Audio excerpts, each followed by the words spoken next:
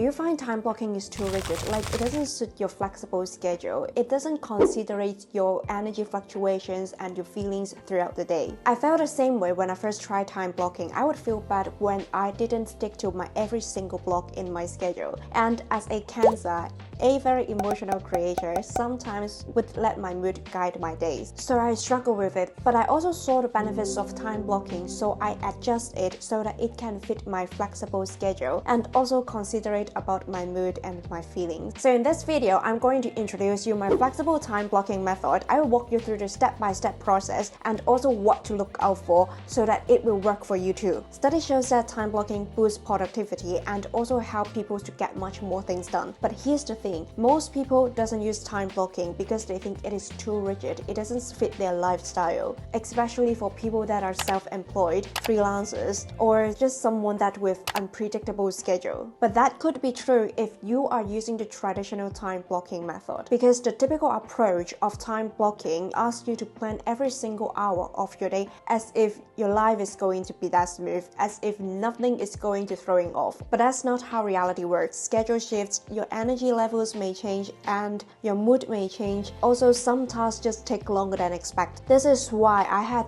adjust the traditional time blocking method so that it can fit my lifestyle. And here's the truth, most people's schedules aren't fully rigid or fully flexible. They're usually a mix of both. Maybe you've got to wake up at 6 a.m. every single morning. That part is rigid. At the same time, you also need to arrange your schedule throughout the day to fit the client meeting, to consider the tasks that may take longer than expected, to consider tasks that are very urgent and need you to finish it as soon as possible. And there are also times that with really unpredictable schedule, like your last minute weekend plans. So the flexible time blocking method that I'm going to introduce you in this video not only have the benefits of the traditional time blocking like productivity and the structures, but also consider the flexibility in human nature. Now you know that time blocking is actually suit your schedule as well, then we are going to dive deep into the step-by-step process. And trust me, once you see how it works, you will realize time blocking is way more flexible than you think. And right now, let's go to my desk area. I am in my desk area and I will show you the step-by-step process on how to create a flexible time blocking method. Flexible time blocking schedule. First, I need to record my screen. You can see this is a very blank page of a schedule. The first step is setting weekly goals. I usually set weekly goals before I start my week because this way I have a grasp of what I actually need to do, what I have to finish, and make sure the actions that I'm taking is contributing to my goals. So my weekly goals, I will add description in here. My weekly goals is finish something for 2 videos. I would put it across the whole week and click save. I have already set my weekly goals, and the second step is add fixed deadline to your calendar. I usually add fixed deadline because when I look at the schedule, then I can clearly see that what is the deadline. And this is also one of the important steps that contribute to the flexible time blocking method, and you will know why after I have explained all the steps. So let me add the fixed schedule. On Thursday, I need to complete the cost plan. Deadline. So right now I have added the fixed deadline and I will know when will be the deadline for my commitments. The next step is add fixed commitments. So these are the things that is unlikely to be changed. This is usually where I consider about the rigid part of my schedule and also the most flexible, unpredictable part of my schedule. For example, the time that I wake up, the time that I have dinner. For this week, I'm planning to go to the office on Tuesday. People usually in UK go to the office on Thursday, I'm not sure why. And then it will be dinner time. Dinner time is also fixed. On the day that I need to go to office, I may arrive home at 7, so it will be around 7 to 9 will be my dinner time and shower. This is also the part that where I will add the very unpredictable part of my schedule, because right now I've just joined into this new company. I don't have a fixed project to work on, so the schedule and the workload that I've got during the daytime, during my working hours, is quite unpredictable. Therefore, I will add a big block on my schedule instead of putting into different tasks, what should I do. But if your job nature, you are kind of flexible and at the same time you understand what you have to do, instead of it is very unpredictable like me, then you can watch next step. Right now, we just add my work block. Yeah, I've got to add my commute time as well. and also a rest block. I think that's pretty much I've added all of my fixed commitment. Okay, that's the third step. And the fourth step is I need to break the goals into the actionable steps. So why do we have to do this? Because there are actually research proof that if you break down your goals into actionable steps, it will increase your completion rate. So instead of putting a big chunk of video editing, I will break down the video production steps into different kind of steps, and I will show you later on. Other than add fixed deadline, this is another part of important element of this method. So we have to break down the goals into actionable steps. And I will show you, let me add a new note. Let me give you an example. Video production. The first thing I need to do is first add it on the script. And for writing the script, because right now I haven't found a really good system for me to write a script, so I will divide into two parts. The first part is research, that is video analysis, and the second part is scripting. So after that, I have to allocate how much time do I need to work on this. I think scripting is a little bit difficult to predict, so I would say unknown right now, but at least 10 hours for me, at least 10 hours for me. You don't have to break it down into paper like I did, because this is just an example, so I'm showing you. If you are familiar with the actions you need to take and how long does it take, it doesn't require you to write in the paper. So the fifth step is add the task to the schedule. So right now you've got the actionable steps and how much time do you need it, so you just have to put it into the schedule accordingly. I understand until here you will feel like, okay, this is just a traditional time blocking method, but just give me a few more minutes, and then when we jump to section 3, then you will understand this is not same as the traditional time blocking.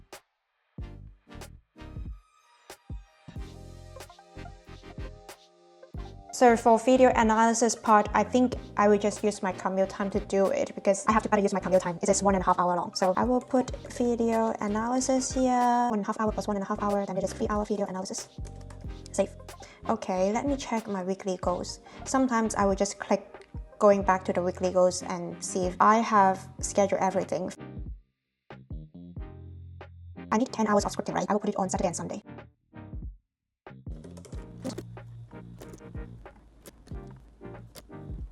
If you're wondering why I don't have a block of filming, because I usually film every 2 weeks. So this week I filmed already, so I don't have to film it next week. And yeah, I guess there is 10 hours already. This one tick, and then I have to add watch thumbnail masterclass.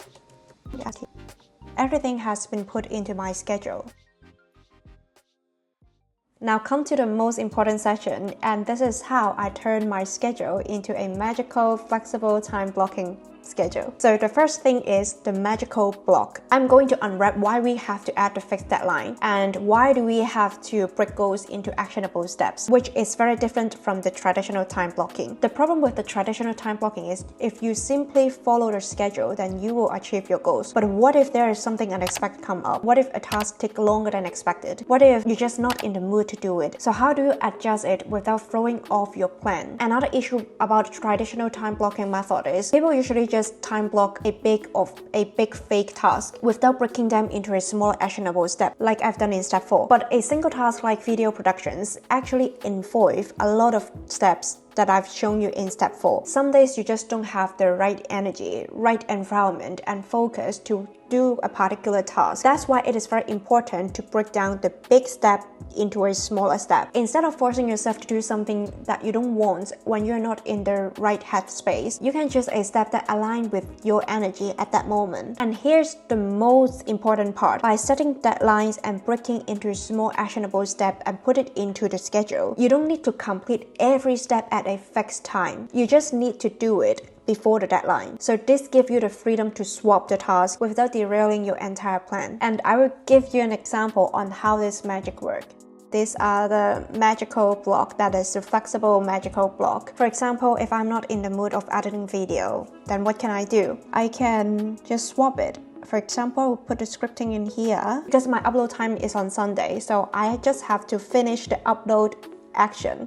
I just have to finish everything related to video production before Sunday. I will just put here and drag here and then drag here. So you don't really have to completely follow every single block. If sometimes you just don't in the mood to do something, you just have to swap tasks. But make sure, because you see that here is the video upload date deadline, you just have to finish all the smaller tasks related to video upload date deadline before this day, then you will be safe. So if you struggle with the time blocking and think it is very rigid, try the following approach. Set deadline, break your goals into smaller actions, so use the magical block to swap tasks when needed. These are my real life example. Or sometimes when I take train, I found that there's no task on certain train, then I can't do the video analysis. I will have to change the task. Don't do video analysis on commute time. Instead, maybe do scripting.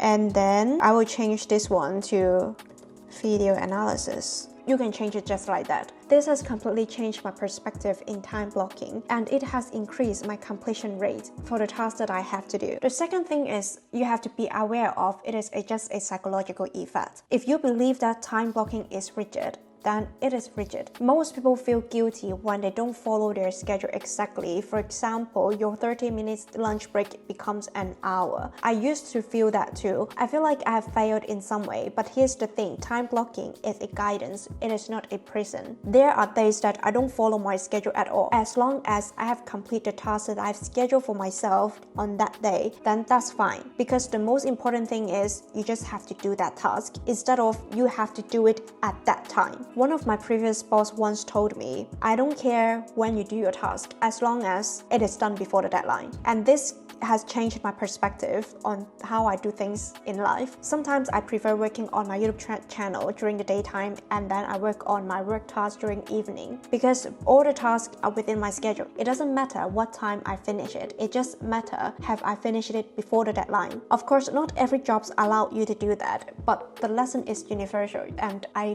think you understand what I mean. The third tip is buffer time. No schedule is completely flexible if you don't have a buffer time. Unexpected things always happen. Tasks take longer than expected. There's something urgent, you need to fix it right now, or life just simply gets in the way. If your schedule is packed too tightly, you can't really swap your task easily. Some small delay can throw everything off. So the solutions for this is really built in buffer time. You can choose when is the buffer time. For example, I usually have 30 minutes rest after work. That's going to be my buffer time. And I also set a rest block on my Sunday evening. That's my buffer time. For you, you can have daily buffer time. You can have a buffer time once a week to finish everything that you haven't complete. Adding buffer time has removed stress from your schedule. The fourth tip is mix and match. One of the biggest mistakes that people have when learning productivity or anything, they just copy and paste without tweaking and fit their life. I used to do this. I used to watch the YouTubers and then following their morning routine, follow their system, just to realize that